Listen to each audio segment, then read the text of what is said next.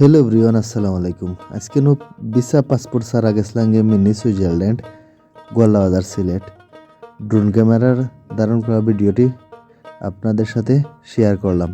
আপনি আমাদের পেজে নতুন হয়ে থাকলে অবশ্যই পেজটি ফলো করে সাথে থাকুন এবং আমাদের সিলেটি শাহিন ইউটিউব চ্যানেলটি সাবস্ক্রাইব করে সাথে থাকুন।